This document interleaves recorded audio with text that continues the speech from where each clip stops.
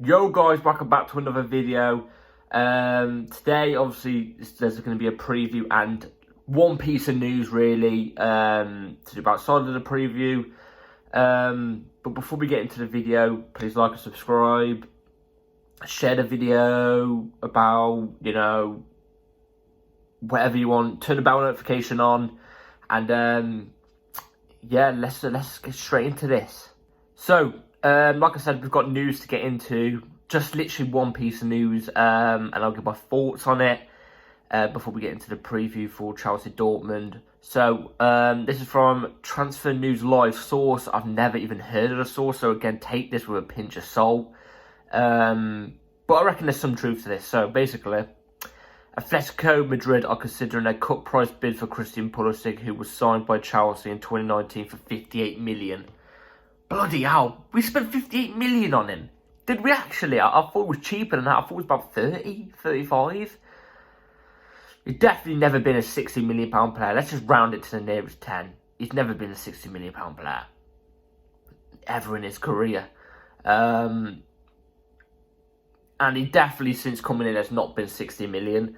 Yeah, we're probably going to get about 25 million back for him. That proves how much of a flop he's been. I'm just not a big fan of him. I've never really have been, apart from like that period where it was throughout lockdown under Lampard, and he was scoring like a goal a game for like 5 games, and he just dropped off.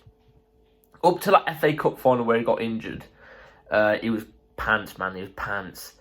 The FA Cup final, which we lost to Arsenal in 2020, I think it was, the lockdown one. He's just been pants ever since.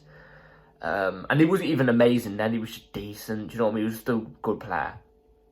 So it looks like we're going to be losing him. My thoughts on that is, if we still want João Felix at the end of the season and he turns out to be a good player for us on this loan and he wants to stay here, why don't we do a swap deal plus money for João Felix? You know, they want Pulisic. You know, we can offer Pulisic plus, I don't know, 50 million, because they'll look for about 85 million, I reckon, for João Felix. And who knows, we might be able to pull the player. Just my thoughts.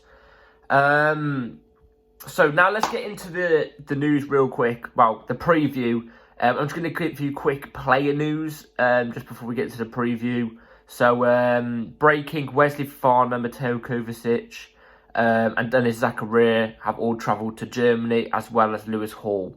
So it looks like Fofana, Kovacic and Zakaria are now fully fit. I expect Lewis Hall to maybe. I'm not going to give my thoughts on it at the end. But it's good to see that Fofana's back in the squad, you know, as we haven't got Buddy Shield, because we could only choose 3 out of the new players to come in for the UCL. It's a shame, really, because I think Buddy Shield deserved to be in the squad. He's been solid ever since. But you can totally understand why they've backed Felix, Mudryk, and who was the other person that they gone with? Enzo. Why did I forget that? You can understand, because they have that pedigree. Do you know what I mean? They have that pedigree, and they will be world class quicker than Buddy Shield is. But Buddy Shield has been excellent, man. I feel bad for him that he's not in the UCL thing, because he deserves it. He's partnered up with Thiago Silva and he's been class. So at least Fofana's there. Fofana, we all know what Fofana's like. He's a top player. So yeah, let's now get into the preview, get into the details. So, Chelsea Dortmund. I can't remember the last time we played Dortmund. I don't think we've actually played Dortmund during my lifetime. I was born in 2004. I don't think I've ever seen Chelsea play Dortmund from them, unless I'm forgetting. But I'm excited. I'm really excited. I was hoping to go to this game ages ago. I'll say to some of my family members, we should look at get into this game. You know, maybe preferably at home, because Champions League nights at the Bridge are world class. Never been, but I can already tell they're just world class. From everybody says as well, they're world class. But yeah, it's an interesting game, because you look at Dortmund. I don't think we've won a game in our last 8. or something like that. We haven't won a game in our last 8 away matches, whereas Dortmund are on an 8-match unbeaten run right now. So it's not looking good. But you look at the team some of the fans are putting out for Dortmund that I've seen all over Twitter, and it should be beatable. They're all over 30, apart from Bellingham and Adeyemi, pretty much. They're all over 30. And they're not the best players. They've got Emre Can in DM. He's about 50 years old. He's 1 foot in the grave. No offence to him, but you know what I mean? We should... I'm not saying we should beat him, because flipping our form has been rocky. It's been rocky road. That's what it's been. You know what I mean? But I'm expecting us to give him a game. You know, Dortmund's ground as well. We're out for the first leg. It could be tough because Dortmund have a very, very, very good support. They have a very good support. They're one of the most feared stadiums in the world. That's that good. But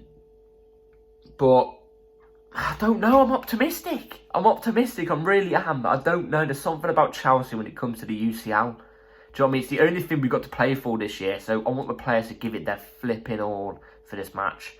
I hope Graham Potter's on it. I already gave my thoughts on Graham Potter for a brief in the last video.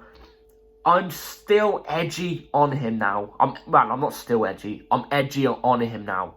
Like, I'm like 55-45. I'm 55% Potter out, 45% Potter in. Because I do fully believe there's something in him that... there's signs he can play. He's got our team playing good football. Let's not lie here. We fully destroyed AC Milan, who were the Serie A champions last year, and who aren't doing bad right now either. We fully destroyed them at both times, at their ground and at ours. We smashed them 3-0 at our ground. I mean, and the football, we were playing great. You know, there's parts, even like, there's parts in games where we play good football. Like, we actually play decent football. But obviously nobody's taking notice of it at the moment because we just want to win at the moment. So nobody's taking notice of the good football that we do play every so often. It's very, not regular, but it is often. And also we usually miss the chances that we usually set up. Like the Loftus-Cheek goal. We were playing good football for about a minute and a half. Loftus-Cheek runs with the ball straight in. And if he got a good pass into Havertz, which he should have done, everybody would have been saying it was a great goal and we would have ended that West Ham game 2-1 winners. But Loftus-Cheek put in a crap ball. Do you know what I mean? It's always the final product that ruins it. Like I said about Graham Potter, there's a good manager there, I know that. But like I've been saying in the last couple of videos, results do need to step up. Like I said, I'm 55% Potter out. If we win tomorrow, then it could go back to about 52-48. You never know. I don't know. I'm very iffy on him. I'm very iffy. If he doesn't get this team performing and we've finished 10th at the end of the season, I probably would be fully Potter out. You know what I mean? Especially we go out the Champions League tomorrow. I might be going up more and Potter out, if you know what I mean. Because this Dortmund team is beatable. It's beatable. So, yeah. Let's get into the team that I think Chelsea should set up with. So, starting off in net, I'm going to move in up a second so you can get the photo in. Starting in net is Kepa Arrizabalaga. You know, Mendy's not here. Kepa's probably the better keeper anyway this season. He doesn't really make much mistakes, so Kepa in, really. Kepa in. Now we go down to the back line. I've made 2 changes because we've had to make at least 1.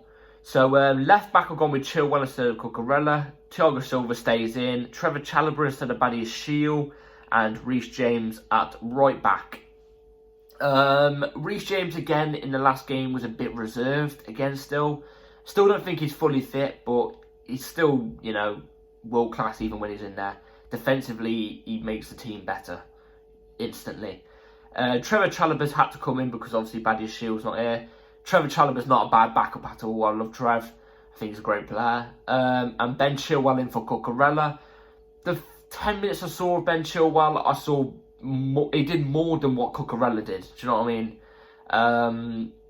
I just think, you know, to introduce yourself, to come back straight back in, I think it'll be great. I think if we use Cucurella in this game, I don't know. I feel like it's just not going to go right. I think he needs to be dropped. Some players that need to be dropped, and he's one of them. And you're not going. Let's be real. You're not going to start Lewis Hall in this game. Look, I like Lewis Hall, and I think he's a great player. He's capable of a couple of mistakes at left back, so that's why I've gone with Chilwell for stability. Maybe Hall comes on. I don't know. 4-2-3-1, obviously. That's what we're going to be up with. So, time for the two in the midfield, the two pivot. I've gone with Enzo Fernandez and Mateo Kovacic. He makes his way back into the team.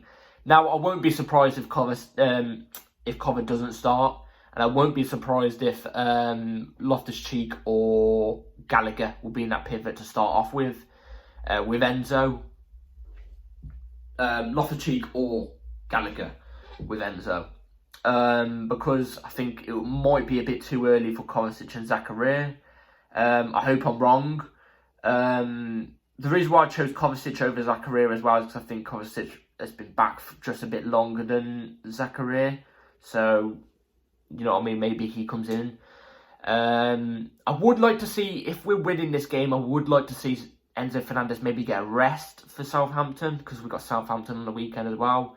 Because I don't want to overuse Enzo Fernandez yet and him pick up an injury and he's out for 2 months, you know what I mean? I don't want that to be the case. So I hope if we're winning, I don't know, and it's like the 60th minute or something, we bring on Zakaria, so Zakaria and Kovacic. I would like that personally. Yeah, I just don't want us to overuse Enzo Fernandez because he's played 2 full 90 minutes recently. So, yeah. Got PTSD over injuries, as you can tell. I clicked on the wrong photo.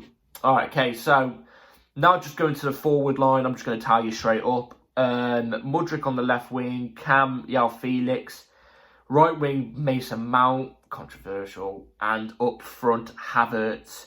I can't go with Datra Fofana up front for this game because he wasn't picked for the squad.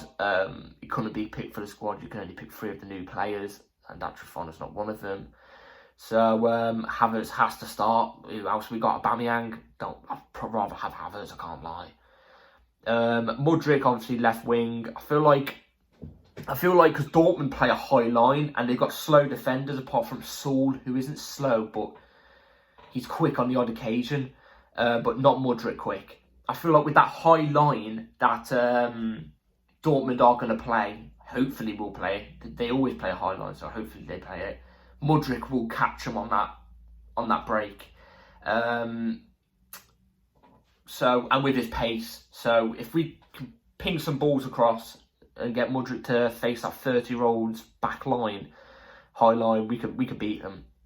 Yao Felix in the cam, obviously, you know, he's been brilliant recently, deserves to keep starting. Just keep starting games, you know. He's had a long break. He played a full 90 in the last game, so give him another 90 this game. And Mason Mount on the right. The reason why I chose Mason Mount on the right as well, because Madueke can't be chosen because he's not been picked for the squad because he can't. I would rather... Do you know, I don't know who I'd rather have over Mount and Ziyech, I can't lie. It's like picking, I don't know, it's like someone turns to you and goes, alright, eat that dog poo, you know what I mean? One's slimy, one's crunchy. Do you know what I mean? You don't want to eat either, do you? Do you know what I mean? I'd rather go Mason Mount, to be fair, I'm not going to lie. I'm hoping with a high line, Mason Mount can maybe do a bit better. I don't know. And then Havertz up top, like I said, I'd rather him over Aubameyang. I don't think Aubameyang will start either, so yeah, that's my lineup. So if you look at that lineup that I've just put out, that should be more than enough to beat Dortmund for what teams that they're supposedly meant to have. Score prediction. In my head, like about just, I think it was the day before we played West Ham, I was thinking, ahead of the Dortmund game, I was thinking we were going to lose 2-0 at their ground. And then our ground was going to make a sick comeback of like 3-0. But I don't think that's going to be the case. I think this could be... My head is telling me Dortmund are going to beat us 1-0. I'm not going to lie. but my heart is saying Chelsea are going to go there and we're going to beat them 1-0. I don't know. I'm really, really, really stuck on this, you know. Because, like I said, Chelsea in the Champions League were different gravy sometimes. I'm going with the heart. But I'm changing my score prediction to Chelsea 2, Dortmund 1. And I think Dortmund might score first. No, I think we'll score first and it will go draw, then Dortmund. No, then we'll score. So 2-1 Chelsea is what I'm going with. Do I keep backing Chelsea all the time? Ow! Every time I back Chelsea, we always seem to draw. Oh, God. So, yeah, that's it for today's video, guys. Hopefully you've all enjoyed. Let me know your score prediction down below. I'm really stuck, but I could just see us pulling off a win. But yeah, like and subscribe, hit the bell notification, and share the video. And yeah, catch you all later.